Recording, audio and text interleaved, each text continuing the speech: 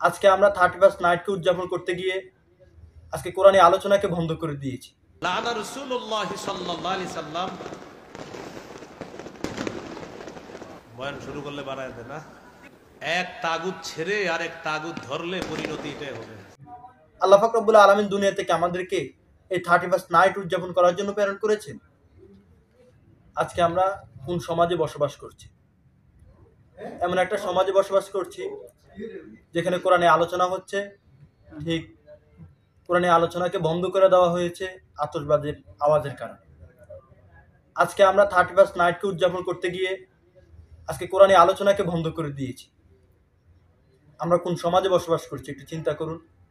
আমরা কি কখনো চেয়েছি এই সমাজে বসবাস করার জন্য? আমরা কি চেয়েছি যে 31st নাইট ইহুদি খ্রিস্টানদের এই কালচার আমাদের মধ্যে আলিঙ্গন করে নেব? আল্লাহ পাক রব্বুল আলামিন দুনিয়া থেকে আমাদেরকে এই 31st নাইট উদযাপন করার জন্য প্রেরণ করেছেন, তা কোশ্চিনকালয় নয়। অবশ্যই আমরা দুনিয়াতে চলাচল করব, দুনিয়াতে অনুসরণ করব সিরাতকে। মুহাম্মদ সাল্লাল্লাহু আলাইহি সাল্লামের সিরাতের মধ্যে কোনো ইহুদি খ্রিস্টানদের কালচার নেই, সেখানে আছে একমাত্র কোরআন আর সুন্নাহ। এজন্য রাসূল কারীম সাল্লাল্লাহু আলাইহি সাল্লাম বলেছেন, মা তারাকতু ফীকুম আমরাইন লান তাদিল্লু মা তামাসসাকতুম বিহিমা, কিতাবাল্লাহ ওয়া সুন্নাত রাসূল। রাসূল সাল্লাল্লাহু আলাইহি সাল্লাম বলেছেন, তোমরা কখনো পথভ্রষ্ট হবে না যতক্ষণ পর্যন্ত দুটো জিনিসকে আঁকড়ে ধরতে পারবে। সেই দুটো জিনিস হলো, এক নম্বর কোরআন, দু নম্বর হলো সুন্নাহ।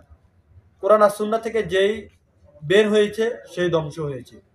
আল্লাহ পাক রব্বুল আলামিন আমাদের সবাইকে ইহুদি খ্রিস্টানদের কালচার থেকে ফারেক করে আল্লাহ পাক রব্বুল আলামিন আমাদেরকে জান্নাতীওয়ালা কাজ করার মতো তৌফিক দান করুক। কোরআন আর সুন্নাহ মোতাবেক নিজের জীবনকে সাজানোর তৌফিক দান করুক। আমিন।